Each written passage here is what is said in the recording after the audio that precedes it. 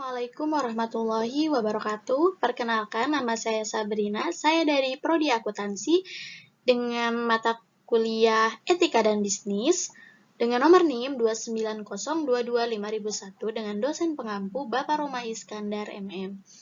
Di sini saya akan mempresentasikan tentang etika dan bisnis untuk memenuhi salah satu tugas ujian akhir semester. Di sini, apa itu etika bisnis? Etika bisnis adalah cara untuk berbisnis dan meliputi semua bagian yang berhubungan dengan perusahaan. Contohnya itu seperti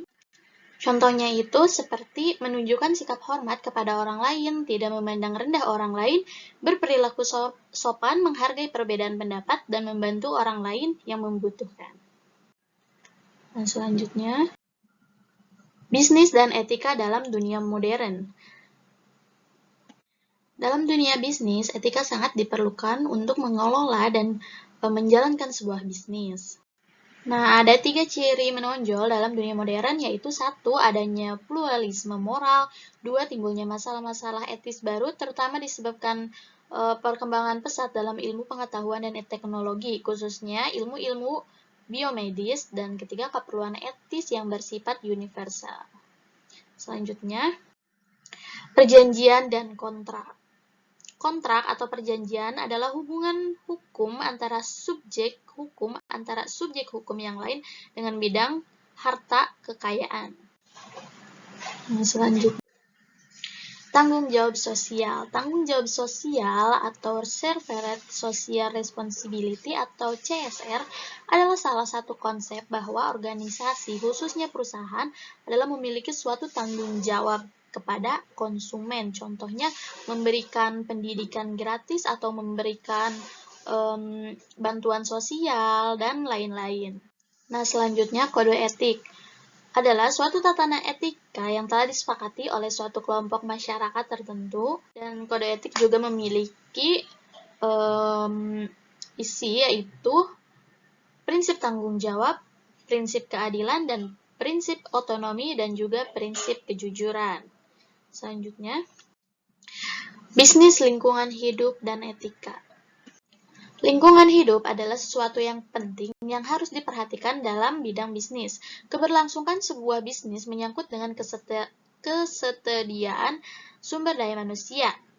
Ketersediaan sumber daya manusia sangat berkaitan dengan lingkungan hidup yang sehat, sehingga para pengusaha juga harus memperhatikan mengenai masalah lingkungan.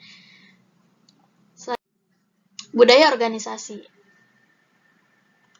Budaya organisasi adalah sistem kepercayaan dan sikap bersama yang berkembang dalam suatu organisasi dan membimbing perilaku para anggotanya. Contohnya itu, memiliki identitas resmi, mampu memberikan status karyawan, memiliki visi dan misi, manajemen mampu bersikap transparan, dan memperhatikan kebutuhan karyawan. Etika bisnis internasional. Dengan adanya etika bisnis, bisnis akan lebih mudah dan terarah dalam upaya berbentuk citra, norma, serta nilai sumber daya manusianya. Menjalankan bisnis dalam etika juga akan menghindari hal-hal yang tidak diinginkan seperti persaingan bisnis tidak sehat yang berujung merugikan suatu pihak.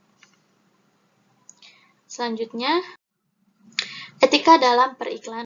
Etika dan pelaku periklanan harus jujur, benar, dan bertanggung jawab, serta tidak bertentangan dengan hukum yang berlaku. Selanjutnya, etika bisnis dalam manajemen sumber daya manusia.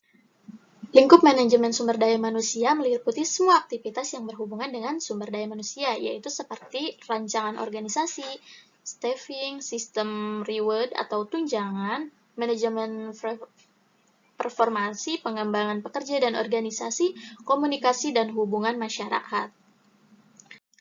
Terima kasih, sekian presentasi yang dapat saya sampaikan. Semoga bermanfaat. Kurang lebihnya mohon maaf. Wassalamualaikum warahmatullahi wabarakatuh.